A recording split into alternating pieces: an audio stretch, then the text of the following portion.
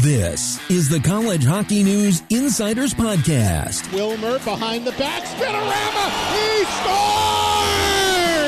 What a goal by Jeremy Wilmer! Discussion. Into the net with a shot, he scores! Oh, and Mike goes 4-2, Western Michigan. Opinion. Back into the near circle, fires, he scores!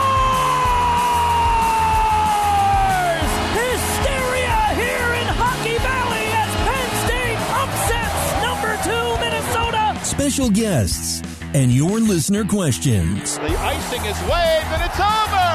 Western Michigan has won it. The Broncos are the Frozen Four champions of 2025. Taking you through the world of college hockey, here are your hosts, Adam Roden and Mike McMahon.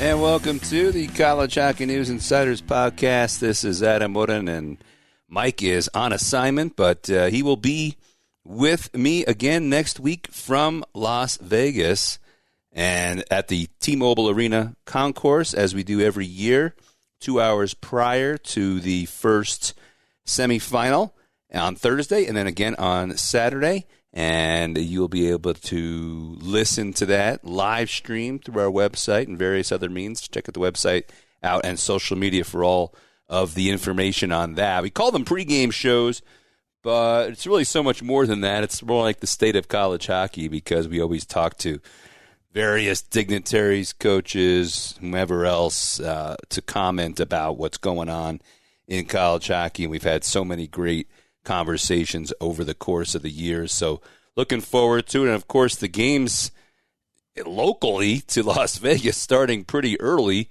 I think it's 2 o'clock Pacific time. So that's 5 o'clock Eastern time. So I guess from that standpoint, not a whole lot different. But when we'll be out there, it'll be a little bit earlier than we're used to. But so check it out. We'll start at 3 o'clock Eastern time on Thursday, again, live from the concourse at T-Mobile Arena, the first ever Frozen Four in Las Vegas. We've all been waiting for this for years. And, of course, we're going to have 4 teams in the Frozen Four that represent the 4 schools that have the most championships as it all played out. Denver, North Dakota, Michigan, and Wisconsin are the top 4 in college hockey history. And so, we'll talk a lot more in the coming week and maybe tonight even about what that exactly means. There is, has been other news in the course of the last week as well. Bob Motzko stepping down / being phased out at Minnesota in favor of Brett Larson. Brett Larson getting the job, and Brett Larson, obviously a strong candidate at St. Cloud, and now St. Cloud has an opening. All right, with Mike on assignment this week, we're going to bring in Brad Schlossman with the Grand Forks Herald to help me out breaking down what's going on. Welcome, sir. Thank you. We got our Frozen Four, as it were, the 4 teams. And first of all, North Dakota, which you know well, obviously, kind of, breezed through, I guess, that regional, as it were. I'm not sure I expected that. I thought Providence was going to be a team that would be given the biggest fight, to be honest. But, hey, Quinnipiac manhandled them, and then and North Dakota clicking on all cylinders, just like Denver is. I mean, they're peaking at the right time. You hope it doesn't you need to last another 10 days, I guess. Yeah, I thought they played all right against Merrimack. Like, that wasn't their best game, but they played all right. They played well enough to win. And then the game against Quinnipiac was one of their better games of the year. I felt like that was like the team that Dane Jackson set out to build. Uh-huh. He wanted to build a big, strong, fast team, kind of what you think about when you think North Dakota. Like, there is a certain type of player that probably pops into your mind when you think North Dakota. And I think he mentioned that at his introductory press conference. There's a style of play that goes back to Gino Gasparini, that North Dakota plays a little bit on the edge.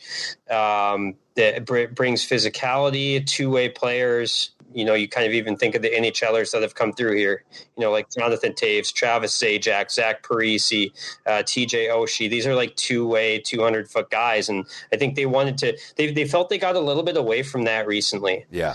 And I've heard that from opposing coaches. Like especially this year, they said that they're back to their identity. They had gotten away from that, and do you think in terms of? I know, like me and you are both. We watch hockey a lot of time, but don't necessarily can pinpoint the X's and O's. But do you think they mean that in terms of system or in terms of the type of player that they had? Type of player. Yeah. I think they had, not to say they were all, they had too many perimeter players. Yeah. They had too many guys that weren't playing, fast, aggressive hockey. And I saw, they had to rebuild their roster a lot this summer. They had 11 guys. They added 11 guys this summer alone, and they really were methodical on how they added those players and wanted to get their types of guys in there.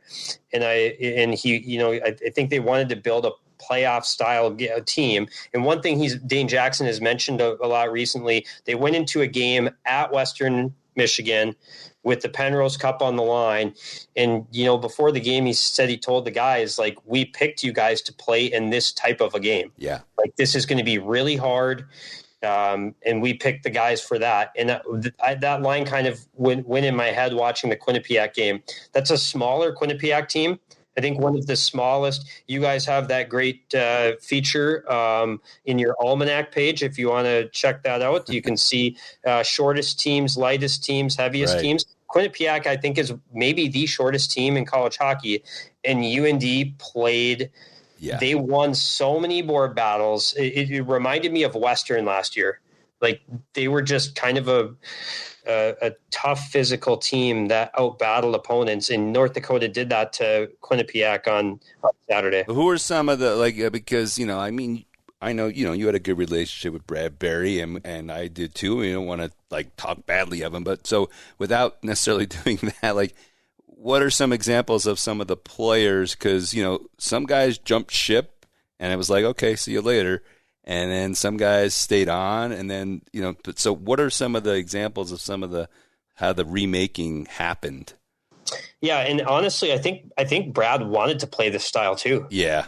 I know he wanted to. I've talked to him. Like it annoyed him when the team didn't play that way. And I think maybe that was part of the philosophy that North Dakota was going to hire Bryn Chizik as a general manager that knows these players inside and out, and he's going to make sure they get those guys. And some of the guys they added this summer, like Jack Kernan. Yeah. He was a strong two-way forward who scored 2 goals on Saturday night. Ollie Josephson, they got him August 8th, right, 2 weeks before school started. He was hurt this week and didn't play in the regionals, but he is a playoff style player. Cole Reshny, first round pick. I think he fits the mold of those typical North Dakota first rounders. Is he skilled? He is skilled, but he is more that Travis Zajac. That's who he reminds me of. He's 200 foot. He's not going to toe drag, dangle, do crazy moves that some of these guys do. He is just hard all over the rink. He just wins battles. He's not as big as Zajac, is he? He's not. No, he's a couple inches shorter than Zajac. But he plays the same style of game. He's always on the right side of pucks. He wins faceoffs. He does. Zajac was the guy, if you're casually watching a game, you'll be like, he was okay. He wasn't that great. Then you look at the score sheet and it's he had 1 goal, 2 assists, +3 and 60% of his faceoffs. He had a monster night. That's Cole. He's not necessarily always going to jump off the page, but if you're watching him, you're good play after good play. He does that. So they have so many of those. What about the guys? I'm sorry to interrupt, but from the portal guys like Rick Wood and Tyler Young, who are seniors, and for me as the Eastern guy, I'll weep for Clarkson and Merrimack that they have to lose guys like that. But hey, whatever. That's the way of the world right now. So, but you have to target who you want, and identify the guy that's going to fit in because it's only here a year. I think Tyler Young might have been being pushed out at Merrimack a little bit. That is possible. They thought they were going to have to crunch rosters, I think, and try to fit in guys. He ended up being an unbelievable fit. I honestly don't know how he was available in the portal in July. Like Nodak was kind of going after some like big names in the CHL that were falling through, and they were like, well, and then they had Isaac Gordon from Michigan Tech committed. Yeah. And then he decided after Bill McCulloch got hired, you know what, actually I'm going to stay at Michigan Tech. Right. And they were looking around. We need a guy. They were looking, there's almost nobody left in the portal. But guess what? This Tyler Young's there. We're watching him on video, and there looks like there's something there. They bring him in, and he's just been like an unbelievable fit on and off the ice. Like such a good dude in the room. And he's been great. And then, you're right.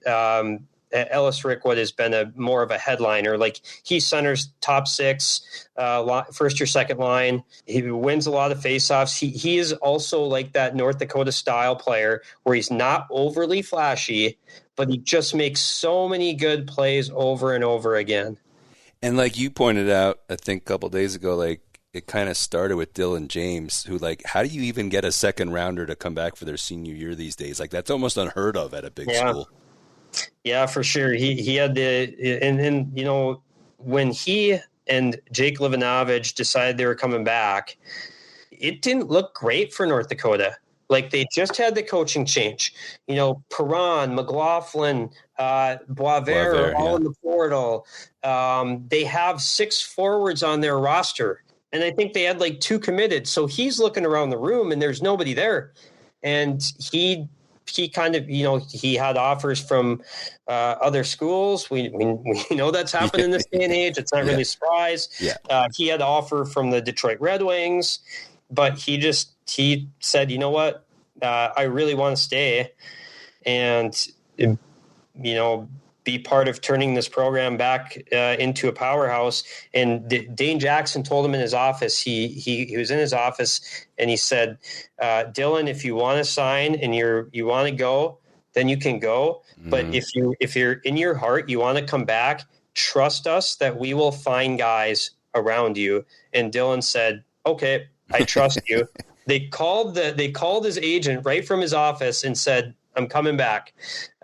And you know, Jake Livanovich did the same thing. He came back. And I think if those guys leave, now all of a sudden, like EJ Emery and Max Swanson and Ben Strinden have to be looking around the room like it all falls apart, maybe. Yeah. It all falls apart. Now you're trying to recruit guys, and they're looking over there saying, so I really credit a lot of those guys that stuck it out for turning the trajectory of the program, because if they leave, things could have fallen apart.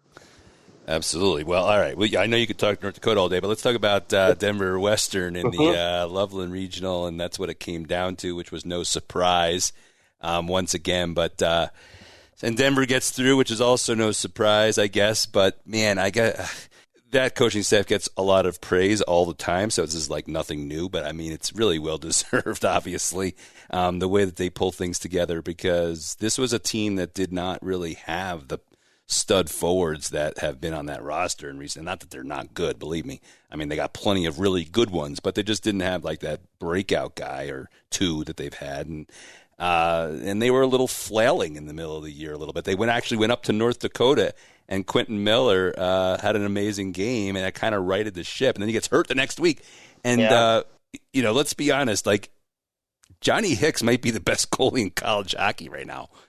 That's a pretty wild story. It's amazing. I don't know if you read what I wrote today, but he didn't lose in the playoffs last year either after getting called up to not Victoria. What was it? The Western League team. I think it might have been Victoria, wasn't he? Yeah. He was in Junior A, and he was having a good year, and then they brought him up, and he outplayed the number one guy and was undefeated like in the playoffs, but they wound up getting bounced because the regular guy went 1-4. And he was 5-0-1. Like, it's almost like no one really believes that he'll be the guy, like, because of his 5'10", like, barely, by the way. I'm 5'10", and I stood next to him, and he's not 5'10". But it's like no one believes it. And then they see him play. It's like, well, yeah, holy crap, right? And he just keeps proving everybody. And it's legit. It's legit. I don't know how much you've seen it, but it's not like the defense has gotten better. Yeah. But he is also, like, legit. I mean, the saves he makes, you know. So, anyway, I mean, kudos to them for pulling it together. Not that it's shocking, but it's just another example, right, of the Denver coaching staff. Yeah, they've done a nice job. I feel like getting the team to defend at a high level at the end of the year. Because remember 2 years ago when they won the national title, that team, like for a stretch of the year, was giving up a lot of goals. Right. Like they were not a lot. They were like a Penn State. We're going to outshoot to teams and score a ton and outscore and then they got to the tournament, and I think they allowed like 1 goal every single game. And I was like, how did this happen? Like this team was not very good defensively. And there was a stretch back when I saw them. So Denver had given up 5-3 to Maine after Christmas. Then they play Western. They gave up 10 goals that weekend to Western. Then the Friday night game at North Dakota, it was not even close. It was like 5-0 Nodak shots. Nodak outshot them by 20. The second night when Denver ended up winning 3-2, shots were like Nodak outshot them by like 20 that night too. Yeah. And then the next night they go and lose to St. Cloud the next week. So like you're looking at that stretch and you're saying Denver they better right the ship or they might not make the tournament. I remember saying that on this podcast, like that before they went to North Dakota, like this is their last chance to pull it together, basically. and then all of a sudden you hear Quentin Miller goes down and you're thinking, oh boy, like this isn't great for Denver. But obviously, as you said, Johnny Hicks still hasn't lost yet, which is hard to believe. Yeah. They found a way. The Cornell matchup, I was really impressed by how much they dictated that game because I think Cornell's a tricky team. Yeah, the first period was a disaster for Cornell. They played much better in the second, but by that point it was too late. So, yeah. I mean, it's a young team too, but I was just going to say we were on the Hobie call today, and just so happens, and that rotates, and we're on it at the same time right now. So, big discussion about Eric Polkamp, obviously, who I like, but I mean, I know you talked about Boston Buckberger, and look, you're not. I mean, there's coaches in the league who have said to me that like he's their best defenseman, Boston Buckberger. So, but it's like 1 and 1A, like however you want to put it. And they used to play a lot together. They haven't done that as much lately. Yeah, Buckberger was all over my NCHC awards ballot this year, and I just felt like he just did not get the right. He's way better than people realize. He was hurt for the tournament last year. I think people forget that. And honestly, we're speaking about really good coaching staffs. Western Michigan deserves some props too for this season. How many teams lose their number 1 and number 3 defensemen for the year to injuries and are as good as Western was this year? Like usually that's a killer for teams. You lose 2 of your top 3 D and you're in deep trouble. I can't believe how good they were despite losing those guys. So that ended up being an impressive season for the Broncos. And absolutely. I'm only talking about Denver because obviously they won the game, and otherwise we could easily be talking about Western in the same way. Really good matchup between two good teams and two staffs that have had a lot of success. And obviously Denver getting Brendan McMorrow back from injury is a big deal. I know he scored in that game, and they got a bunch of stuff from freshmen in that game. Chizowski scored. Yeah, he had a nice game. Caswell had a couple assists, I think. I mean, certainly, like I said, they have plenty of talent. It's just not that you're not seeing those Hobie candidate forwards that they've had in the past. But I mean, getting back to the Polkamp thing, because I almost think like people are trying to because it's almost like a backlash because of all the attention Polkamp's getting. Like, well, wait a minute, Boston Buckberger is better. Like, they're both great, but I still do think that Polkamp, when he's 100%, which, like I said, I don't think he has been the last couple of weeks, he does so much. I mean, he's such a dominant physical force on top of it all. You know what I mean? And I just thought it was impressive too. Like he was leading the country in goals, I think it was at one point, not just defensemen. I think at midseason he was actually like right there, either first or second in goals for all players. And then he stopped. And that coincided exactly with them getting better defensively, going on the 14-0-1 run. So the fact that he bought into that, and did play a better, not that he was, it wasn't that he was not playing well defensively, it was just that he's so offensively focused that, he just needed them to reel it in a little bit. So I just think he causes havoc out there. Buckberger's a great player, but if I'm going to pick one of the two, I'm still picking Polkamp. But they're very different. Yeah, absolutely. Yeah, Polkamp can really shoot it. I think he had a shot, one of his goals at the Spengler Cup. Yeah. It would have been like the 5th hardest shot in the NHL this year. So, he can fire it. Yeah, I heard a coach tell me, though, that he never passes, though, in the offensive zone. And I'm like, well, if you can get 180 shots through on net, I'm fine with that. You know what I mean? So this is the debate. But it's actually a fun debate. And there's really, Denver can just say, we got both of them. So there's no debate. We don't care. They're both good. Yeah. I think that's what the teams want. Exactly. So opportunity, if you'd like, to chime in on Michigan and Wisconsin. I thought Wisconsin was the biggest shock.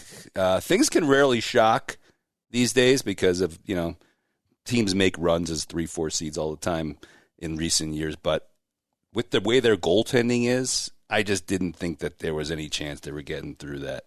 So, I mean, kudos to Mike Hastings and his crew for that. I mean, I think at the start of the season, my preseason rankings, I had Wisconsin 5th. And at the first half of the year, I was feeling like a genius as they were going to roll. And then I felt like, oh boy, this isn't good for my because they tumbled in January. Oh, they're terrible. Yeah. Like you said, I felt goaltending was pretty good at the very start of the year. At the start, yes, but it faded fast. Then it faded, yeah. So, and I just thought Michigan State is such a complete team that was a very trendy pick, and obviously I picked them to win the national title. So we had in our bracket contest, they were of all the teams the most likely to go to the Frozen Four according to our selectors. Fans and out it there. makes sense. They're complete. They have everything you want. They got the high-end skill. They've got the grit. They've got the older players. They've got the younger stars. They've got the goaltending. It's everything you want in a college hockey team. But that kind of goes to show with this national tournament. Sometimes it's crazy, and I feel like you have a loss there, and everyone will sit there and second get what was wrong with this team. I don't think there was anything wrong with that Michigan State team. I'd take my chances with them. I'm really impressed by how Wisconsin was able to tilt that game in the third period. They outshot Michigan State 18-6 in the third. How often does that happen to the Spartans this year? Yeah, I always recoil at people. Oh, he can't win the big one. Now it's been 3. Well, that's just, to me, poppycock. So, if that happens 20 years in a row, get back to me. But, things happen, right? It's if you flip a coin 3 times, you could come tails all 3. So, it's, so I'm not too worried about that. I mean, it's just one of those things. But, yeah, great job by Wisconsin. I mean, like I said, I was surprised. I still would call them the least, my least likely team to win the national championship there, but I guess you never know. What was I going to say? The other one is Michigan, obviously, who I also think is a complete team. Ivan Kovic, him and Augustine, I mean, I don't know there's much of a difference there, to be honest with you. And, they've got everything. So, but they were, given a game by Duluth after falling behind. If they don't give up that, a couple of bad ones early, I mean, that's a great game. But I give a lot of credit to Duluth because I don't know if anyone expected them to bounce back this far this year. Yeah. And obviously the Plant brothers are off the charts. So, yeah. And I was saying on the Hobie call today, I was like, people were saying any other thoughts. I was like, well, Zam should have been on this list is really what I was thinking. Because that dude, Max is getting a lot of the publicity now because he's made the Hobie top 10, but all year, we were I don't know, they could both be on. Just so happens it was Max, but look at that pass that he made to Max. Did you see that? The brotherly pass there, eyes behind his head. And Zam only had 2 penalty minutes all year, by the way. Now sometimes people think that's a bad thing, good thing. I don't know, but I just thought that was interesting. So anyway, getting sidetracked there on Duluth. But, I mean, Michigan, to me, this year, they solved the 2 biggest problems that they've had over the course of the, 5 years where they had all those studs. The lack of discipline and the goalie. And the other thing, we make a lot of a big deal of the first-round pick types, right? And justifiably so. They're often the best players. But what I look at, is they're also a little older. I think that's sneaky. Who's their leading scorer? Yeah, TJ It's a Hughes. senior, TJ Hughes. What 3 defensemen do they use the most? Senior Tyler Duke, junior Ben Robertson, senior Luca Fantilli. They play the older D. I really feel having older players mixed in is a huge deal in college hockey. And as much as we're going to talk about Hage and Horkoff and Spence and these first-round picks, Tyler Duke, Ben Robertson, TJ Hughes, Luca Fantilli, these guys are anchors of this team. I agree. I mean, that's why they are where they are. I do want 3 topics here now. We're not going to get bogged down on or killing each other over the regional situation, but I will say, I'll just set you up with this. If you were intentionally trying to sabotage neutral site regionals, this is exactly what you would have done this year, because through basically not doing anything, they set up such a situation where the regionals were set up terribly. Not only, but I will say the committee, though, it's not even all their fault, because a lot of it was game times, which is completely out of their hands. It's actually all ESPN. I talked to the committee chair this weekend at Loveland about this, and he's like, there's nothing we can do. So ESPN picked the game times, and they picked, for whatever reason, they had to pick the times that they did, right? So in a day right now when we're still debating over what's going to happen next, and the groundswell is getting bigger for going back to campus, you could not have picked a worse thing for the neutral site people to hang their hat on. I mean, they just basically, So anyway. Well, the worst thing would have been if Holy Cross won Atlantic and Nodak ended up getting the 1 overall seed.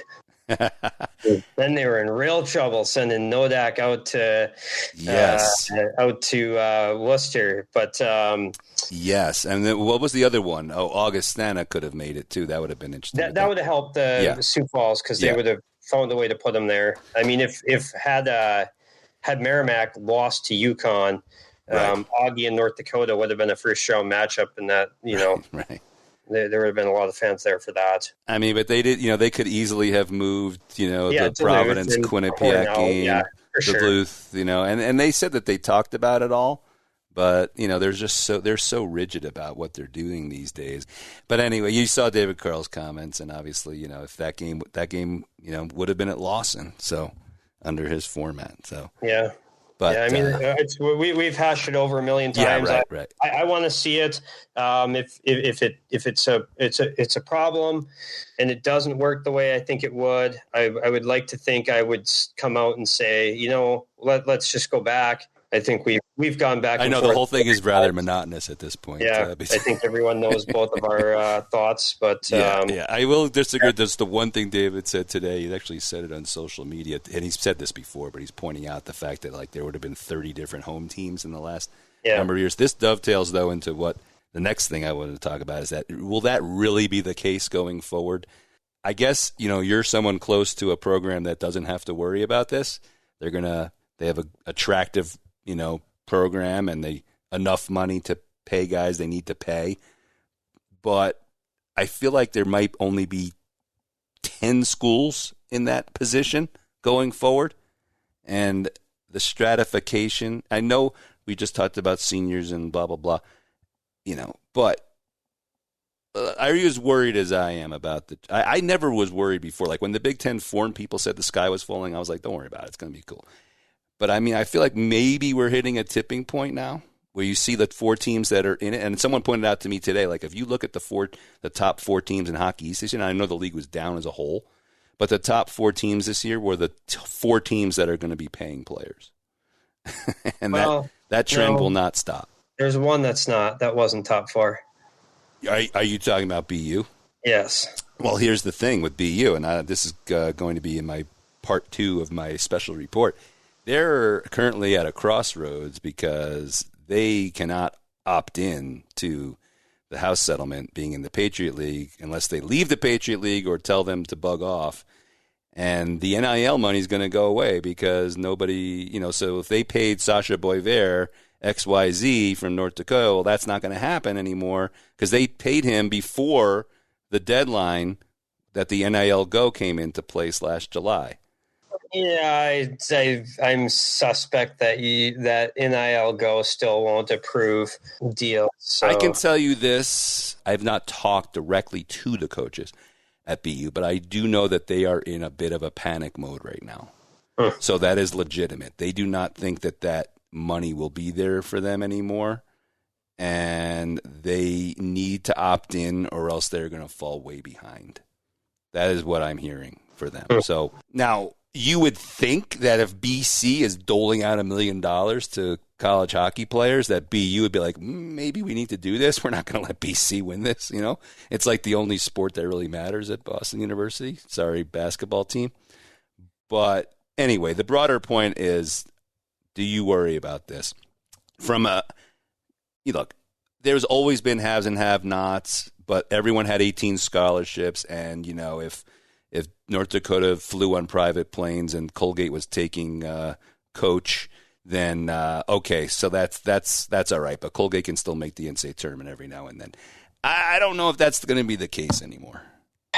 Maybe you don't care about that. No, I just I'm not quite to that point yet. Yeah. And I would say I remember in 2023 and the first round of the NCAA tournament, Minnesota beat Canisius 9-2. Right. Oh, I know. Michigan won 11-1, Penn State 8-0, and Ohio State 8-1. And we had these big, is this an existential crisis for the sport that the Big Ten has moved so far ahead of everyone else that no one can catch up.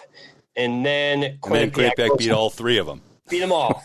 Took them all out. However, Quinnipiac is actually an odd case because they might have the money. They are a Division I school with no football that is in a position to probably dole out quite a bit to players as they need. So let's not cry for them. Like I do think, yeah. I mean, I think there are certain schools that are in good positions. I think the one equalizing factor, not maybe equalizing isn't the right word, but the one thing that helps equalize are like junior hockey is a big deal to equalize. You can get in some older players that are really effective. And like I look at some of these frozen. I just went through some names, like, and of course Ben Robertson's probably getting some NIL money now at Michigan, but like, his name is Mud in my neck of the woods. But yeah, Abram Weeb is you can find some really good college hockey players that that maybe aren't that the big schools don't have room for, and I do think that the CHL opening up helps that. Like while it does mean that more first round picks are going to go to you're going to have more Porter Martones at Michigan State. You're going to have more Cole Reshneys and Keaton Verhoffs at North Dakota, or Tynan Lawrence is at BU.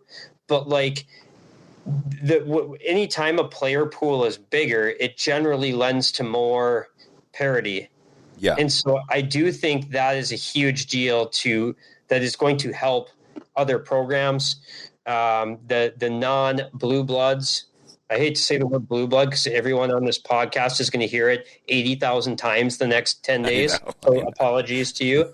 But I think there are avenues to succeed without first round picks. And I see BU has 20 draft picks on their roster this year. And no, well, that's a different story altogether. I guess. Yeah, it's a little bit different category. But it's just not guaranteed. No, they were also one of the youngest teams, and you can't be that. You can't be young. I mean, like you said, with Michigan and whatnot. But I just think that if the big schools figure out how to do it right, it's very difficult. Like Michigan and Michigan State, they have all these big names, but they're also supplementing it with upperclassmen. Yeah. And same with Denver and how they're set up, Western Michigan, and if you do it all correctly, it's hard to penetrate that, I think. And you don't want it to be like where the same 10 teams are there every year. So I don't know. We'll see how it all plays out. But you don't think Clarkson would like to have Ellis Rickwood on their team this year? For sure. And guys like that. I mean, there's a bazillion examples, obviously. But I think the biggest issue is going to come in retention. Yeah. Because, again, like you're seeing, like, and I'm not picking on North Dakota, but like, you're able to supplement guys that you need by plucking them out of some school and giving them, even if it's 20,000, whatever it is, I don't even know. And so if Michigan does it right and they get their first rounders, but then keep some guys in the program till the seniors and then pluck away the upperclassmen, because they can, it's a lot easier to do that than even if the transfer portal existed and there was no money, it might be harder. But when you put those two things together, yeah, that's what I worry about. I don't know. Yeah. I was just going to say, who's Clarkson's best player? Who was their best player? Ryan Botterill. Oh. Where did they get him? I thought it was that freshman that they had this year. That Van Steensel's pretty good. Yeah, Jones was pretty good, but yeah, Ryan Botterill was real good this year for him, and he was. Can we believe that Clarkson beat North Dakota? Like, can we credit Clarkson for turning North Dakota's season around? Actually, yes. Exactly. No, for real. Like, I know. That was like so North Dakota played. They had a terrible third period against Minnesota and lost. Then they go to Clarkson and they get outplayed that first night. They find a way to win that second night, and they since that they've lost like 2 regulation games the rest of the year. Yeah, I know. Maybe 3, yeah. So, but yeah, no, I think that was actually a important weekend for the team. But yeah, Clarkson. Well, and Spoonar started basically playing most of the time at that point. His first game was at the Saturday night at Clarkson, and the other shutouts, and but the Clarkson does have some nice pieces. I actually kind of liked some. I liked watching Clarkson this year. I watched a lot of their games. They are a fun team to watch. Actually, JF Uhl, I mean, I saw him play when he was a player, and they play exactly like he plays, which is fast, in your face, obnoxious. Well, I mean, that works. That might have been the blueprint for North Dakota because Clarkson had just played Quinnipiac, and they kind of like to play the same style. North Dakota just has a little more skill. But, those are the kind of schools I have a lot of affinity for. Yeah. Who I just want to see be able to compete on some level, make NCAA tournaments, and give teams a shot. And Cornell's going to be there because they have a Ivy. It's a little different. Quinnipiac's going to be there. They have the money, but Clarkson and St. Lawrence might be a lost cause at this point, but these schools were all really good. NCAA, they would make the tournament every other year or so in the 90s, 2000s. And look, I know the times changed, the good old days, blah blah blah. But I don't want college hockey to be 10 teams. Yeah, so. I mean, like I would say. It's different than the 90s, of course, but like last year's national champion was a team that plays in a building that's from the 70s that has 0 bells and whistles, has a center hung scoreboard with no video screen. If they were giving NIL money, it was like not hardly any last year. And he built an absolute wagon of a team, that first team since Union to win regular season playoff and NCAA title. But it was built, I feel like, I don't know. I'm just speculating because I may be wrong and then the sky might not be falling, but that might be the last time that happened. Like, it was built over many years, and I just feel like now, let's say Clarkson tries to build that over many years. By the time they do, half their roster will have been plucked away. I don't know. We'll see. Other topic. Hobie, I mean, do I even have to ask you? Is it pretty clear? I'll just say I think Max Plant is exceptional. I think he's the straw that stirs the drink on that team.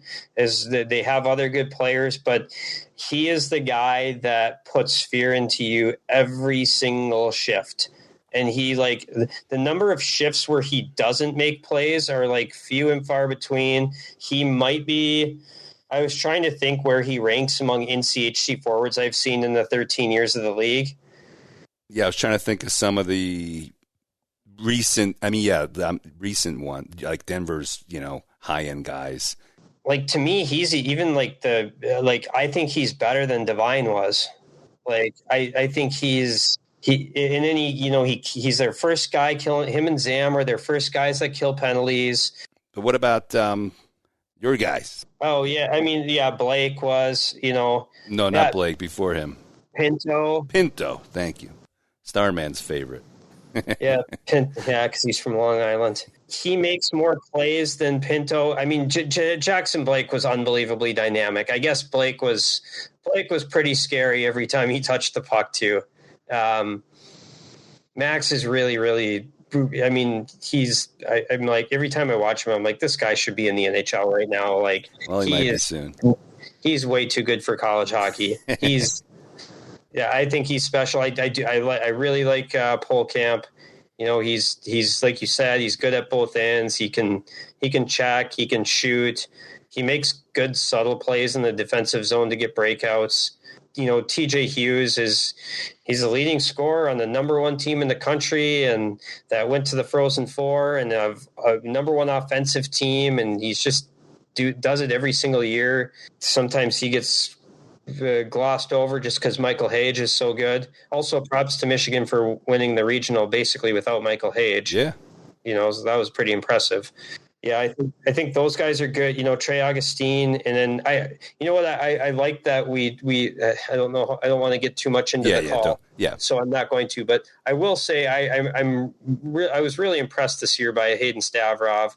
I mean, the numbers he put up, and if you ever watched them play, like every time he shoots the puck, you're like, okay, well, I know if you're like, I'll half watch games at home where I'm not like super dialed in. Yeah, and then exactly. I'll see a shot and I'm like, oh, I know which guy that was. Well, I think ECAC guys get diminished, obviously, because the strength of schedule is not the same. But you also have to think that they're also not playing with players that, you know, like he's not playing with Zamplant. Yeah. You know, yeah. No offense to those guys on his team, but I mean, you know what I mean? Like if he had some of those other guys on his line, it might be even more scary. Of a playmaker and stuff, yeah. Well, I just mean like maybe set up for even more opportunities. Yeah, you know, so sure. Might have scored 35 goals. You never know. So yeah, I mean it's like a balance. But I thought Robble was actually the best goalie in college hockey this year. So yeah, and he might win the Richter. You know, I think he was obviously sensational. Yeah, so you know, that was just like where can I vote for Augustine when I don't even think he's the best goalie in college? Not that he's not; he's in the top 3 goalies, you know. Yeah. But anyway, let's go on to the last topic I wanted to ask you about: St. Cloud coaching change. Obviously, we know that they're up against it in terms of their budget. I mean, this is really no offense to anybody who could go there or whatever, but you know. When Garrett Raboyne doesn't want to go back to his alma mater and he doesn't want to go to Minnesota either, to be fair. So I'm not sure that matters. But is St. Cloud in a bad spot? I mean, are they going to get a good coach in there? Any ideas? Yeah, it is a tough spot. Like, and so for those that don't know the background, St. Cloud State is an academic institution. The enrollment has absolutely plummeted, which has caused a bit of a financial crisis there. It's a tough spot because when you look around the NCHC, you see a bunch of schools that have more resources than St. Cloud. What the Huskies need to do is find a coach that's going to punch above its weight class. And that's what Brett Larson did. You go look at the recruiting classes they had. Every time I'd watch guys in juniors, I'd be like, seriously, like that's a great pull for St. Cloud. Like him and his credit to his staff too, but they did an amazing job getting really good recruits.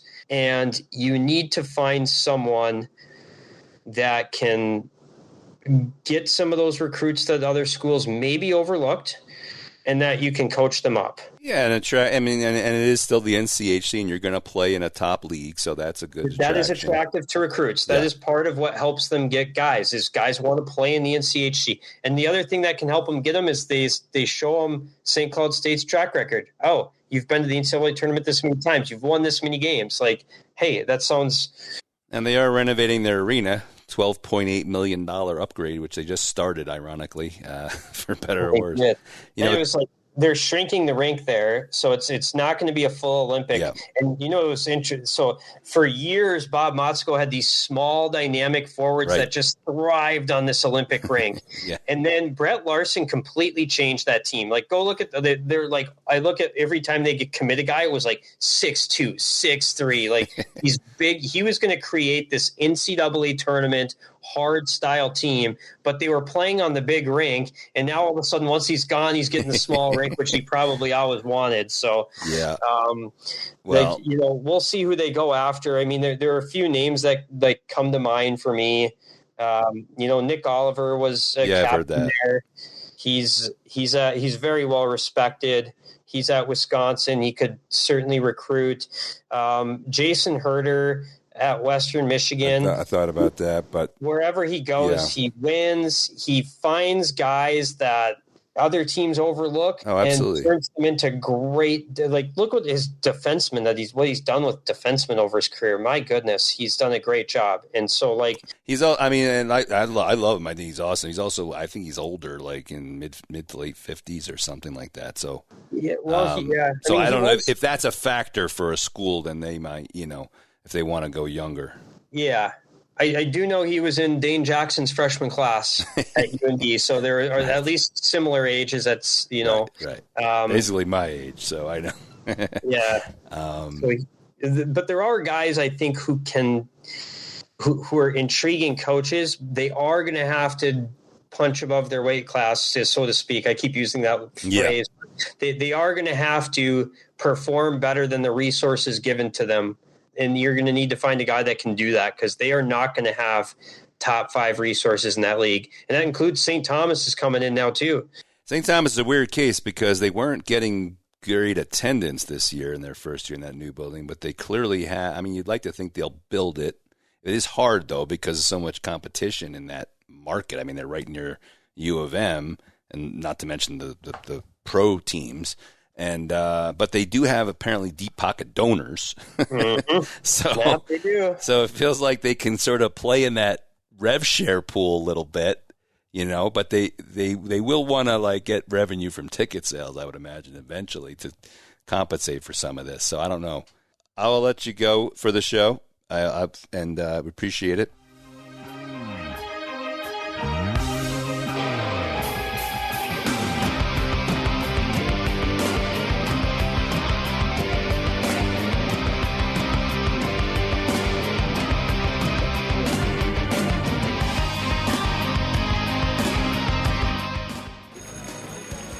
Class, today we're talking men's ice hockey. Open your textbooks. Join thousands of other screaming fans for an in-person experience you have to see to believe. It's the NCAA Men's Frozen 4, April 9th and 11th in Las Vegas. Attendance is encouraged. Passion is mandatory. Buy your seats today at ncaa.com/mfrozen4. How many teams are in the Men's Frozen 4? Please leave. All right, welcome back here as we wrap things up here on the College Hockey News Insiders podcast. And thanks to Brad Schlossman of the Grand Forks Herald. And always good to talk to another voice, as we did with Paul Caponegri last week, someone who can give perspective from a lot of different teams on the national basis. There's a dwindling amount of pundits out there who can do that with college hockey. And we like to think we're one of them over here, but they're few and far between these days, unfortunately, and so there you go. But listen, we will be here, College Hockey News, covering, of course, just as we have all season long, and for 20-something years, we head into the Frozen Four. We'll have tons of coverage. Check out the webpage, collegehockeynews.com. And, of course, as I mentioned earlier, we'll have our podcast next week. Will be live streaming, and we'll also have the recorded version on the site afterwards and in your podcast app. But we will be streaming live from T-Mobile Arena, and so check that out next week if you can. As far as the awards are concerned, we talked a little bit about that with Brad. We'll be rolling out our all CHN teams, so I'm not going to get into it anymore here. Rookie of the Year, Player of the Year, Coach of the Year, all coming up over the next week. We'll have all our preview coverage and so on and so forth. Before getting out, I will say I thought it was interesting as well, stuff, kind of a final word, I guess, on this season-long debate, if you will, between how Gavin McKenna was doing and Porter Martone. And, I really actually, as much as, again, I have gotten on McKenna's case, it's really was always sort of a backlash to the overhype more than anything. I was actually really genuinely impressed with the way he had gotten better over the course of the season. And, he's still not the strongest defensively, still has stuff to work on, but I thought his motor looked a little better, a little more comfortable. He was taking more shots, which is something he was encouraged to do, and I think that helped him out as well. Made a couple of mistakes in the postseason, which really bit them in the butt, and that's the areas to work on. I mean, Martone's not perfect either. I do think he had a slightly better year, and we, like I said, we will break it down as we do our awards in the next week more so than anything. But I was going to say, though, I was impressed with the way both of them were genuinely, I mean, it's weird that I say like they were both upset that their team lost, and that I was happy to see it, because I'm not happy to see someone upset. But my point being that it was really good to see it being so genuine, how much they bought in to the college year that they had.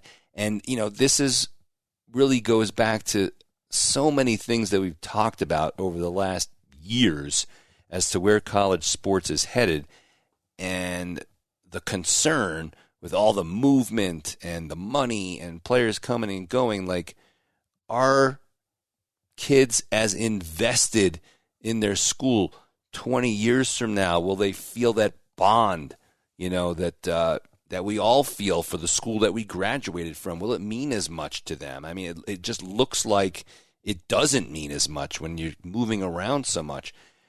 And then you got these one and done guys, and there's always been questions. I mean, even the last few years with, I wrote a column last year like, why does the NCHC keep winning? Is it because the Big Ten schools have too many one and done guys who, not intentionally but maybe intangibly, just aren't quite have that, whatever it is, that last mile that they need to dig deep when the Frozen Four is on the line. I mean, you get players who've been at the school 3-4 years and they're just like dying for their school. Like, is that the case? So, and that's the beauty of college sports to so many of us, I mean, I'll speak for myself, but I think to a lot of people, like, that is why we love college sports versus, not that I don't like the NHL, believe me, I love it, but just what makes it so special that we devote all our time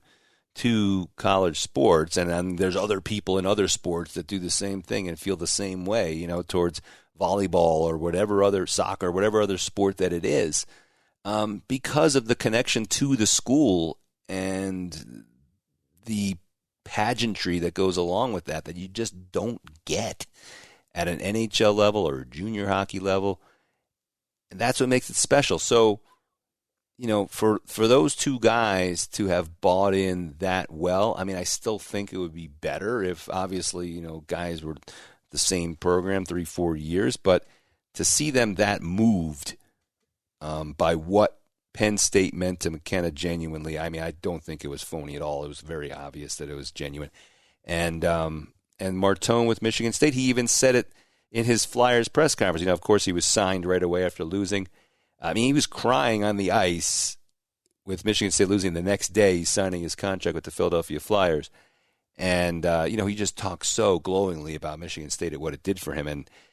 And man, there couldn't have been a better advertisement for college hockey, for all the people that are still clinging to, what was junior hockey, the major junior, and why it's better than college hockey in the past. And I for a long time, I've never thought that necessarily. Both paths have their pluses and minuses, but college hockey certainly doesn't have to take a back seat with the way it develops players just because it plays fewer games, blah, blah, blah, blah, blah. But lately, of course, now with the way that major junior is opened to the NCAA, the players going from one to the other, you've seen NHL teams step in and say, look, it's not even a one or the other thing at this point. It is like one to the other, major junior and your 70 games, then to the NCAA to learn how to be bigger, stronger, faster, and then to the NHL. It's not even an either or. It's like both. It's a step.